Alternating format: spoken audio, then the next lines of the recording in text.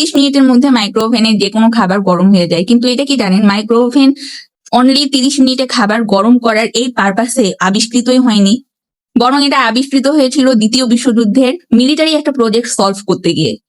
কি গল্পটা কি ইন্টারেস্টিং লাগছে না? তো চলুন শুরু করি এটা কিভাবে সম্ভব হয়েছিল। 45 সালের শেষের দিকে বিশ্ব তখন খুব দ্রুত প্রযুক্তিগত ভাবে পাল্টাচ্ছিল, এবং ঠিক এই সময় দ্বিতীয় বিশ্বযুদ্ধ হচ্ছিল, এবং দ্বিতীয় বিশ্বযুদ্ধের সময় মিলিটারিরা সবসময় একটা প্রবলেম পাচ্ছিলেন, সেটা ছিল যে রাতের আকাশে অথবা রাতের সময় অথবা কুয়াশাযুক্ত আকাশে বা কুয়াশাযুক্ত স্থল ও জলভাগে দুটো ভাগেই হচ্ছে কোনো জাহাজ বা উড়োজাহাজকে চিহ্নিত করা যাচ্ছে না। এটাকে কিভাবে চিহ্নিত করা যায়, তো এটা নিয়ে মিলিটারিরা একটা প্রবলেমে পড়ছিল, এবং এটাকে সলভ করার জন্য কিছু সায়েন্টিস্টরা এটা নিয়ে কাজ করছে, এবং তখন তারা রাডার টেকনোলজি নিয়ে কাজ করছে। এই রাডার টেকনোলজিটা ছিল একটা ভ্যাকুয়াম ম্যাগনেট্রন, এটার মেইন বা হার্ট এটাকে বলা হয় রাডার টেকনোলজিতে। তো এখন যেটা দেখা যায়, এটা নিয়ে কাজ করতে করতে যেহেতু রাডার ল্যাব গুলোতে অনেক মেশিন পত্র ছিল, এবং সেই মেশিন গুলোকে ঠান্ডা করার জন্য ল্যাবে এসি টেসি থাকতো।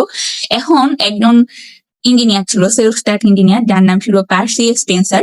তিনি একদিন লক্ষ্য করলেন তার পকেটে একটা চকলেট বার ছিল, সেই চকলেট বারটা হুট করে গলে গিয়েছে। তো তখন তিনি বুঝতে পারলেন যে উনি তখন রাডার টিউবের আশেপাশেই কাজ করছিলেন, এবং বলতে পারে রাডার টিউবের সঙ্গে তিনি কাজ করছিলেন।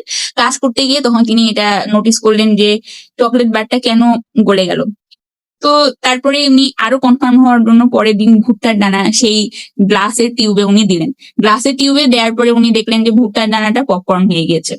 তো তখন তিনি বুঝতে পারলেন যে এখানে কোনো মাইক্রোওয়েভ আছে, যে মাইক্রোওয়েভটার কারণে এই জিনিসটা গরম হয়ে যাচ্ছে, এখানে কিছু একটা হচ্ছে, এটা তিনি বুঝতে পারলেন। তো এখন প্রশ্ন হতে পারে যে মাইক্রোওয়েভে আমরা যখন খাবারটা দিই সেটা কিভাবে গরম হয়। কোনো একটা সাধারণ চুলায় গ্যাসের চুলা বলি বা হলো সাধারণ চুলাগুলোতে বাইরে থেকে তাপ দিতে হয়। বাইরে থেকে তাপটা কিভাবে দেয়, এই যে আমরা গ্যাস লাইট দিয়াশালাই দিয়ে জ্বালাই, এইভাবে আমরা তাপটা দিই বা আগুন দিই। কিন্তু মাইক্রোওয়েভে তো আমরা কখনো বাইরে থেকে কি আগুন জ্বালাই দেই না তো। তো মাইক্রোওয়েভের বিষয়টা হচ্ছে এরকম যে মাইক্রোওয়েভের ভিতরে যে পদার্থটা থাকে, ভিতরে যে খাবার জাতীয় পদার্থ যেগুলো থাকে, সেই মলিকিউল গুলোকে 250 কোটি বার সেই মলিকিউল গুলোকে, তরঙ্গ গুলোকে কাঁপানো হয়।